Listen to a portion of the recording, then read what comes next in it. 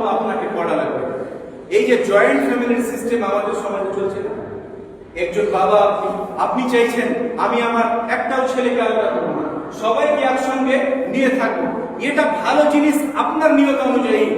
আপনি ছেলেদের উদ্দেশ্যে ভালো চাইছেন, আপনি আপনার ফ্যামিলিকে এক জায়গায় রাখতে চাইছেন, কিন্তু এর ফলে শরীয়তি সবচেয়ে বড় ক্ষতি হচ্ছে এই যে ফিতনার সুযোগ নিচ্ছে। এই কারণেই তো আপনি আপনার ওই পোতাগুলা যার বাবা মারা যাচ্ছে তাকে একেবারে নিঃস্ব গরিব বানিয়ে দিচ্ছেন। আপনার ছেলের বিবাহ দিয়ে দিলেন, বিবাহ হয়ে ওর 5টা বাচ্চা হয়ে গেছে, 20 বছর বিবাহ হয়ে গেল, ও রোজগার করছে নিয়ে এসে আপনাকে দিচ্ছে, আর আপনি আবার সব ছেলের জন্য ব্যবহার করছেন। আপনি ওই ছেলের প্রতি অন্যায় করছেন।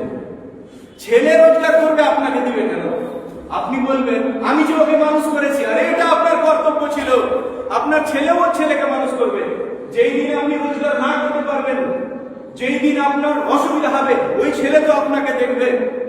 আপনি আপনার ছেলেকে 20 বছর পর্যন্ত মানুষ করলেন বলে 20 বছর পর্যন্ত ওর কাছ থেকে ইনকাম নেবেন, এটা শরীয়তি তরিকা নয়। শরীয়তি তরিকা হলো বিয়ে দেন, ওকে আলাদা করেন, তাহলে এই ফিতনার দিক থেকেও বেঁচে থাকবেন।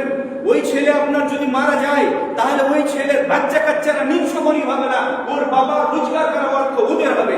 কিন্তু যখন আপনি আপনার পোতার হক, ছেলের ইনকাম নিজের পকেটে ঢুকাচ্ছেন, চারিদিক থেকে ফিতনাতে লিপ্ত হচ্ছেন এবং ইসলামকে জবাই করে আপনি আপনার পরিবারে অশান্তি নিয়ে আসছেন, এটা বাস্তব সত্য কথা আপনাকে বললাম। উচিত হবে আমাদের বিয়ে দেবো ছেলেকে আলাদা।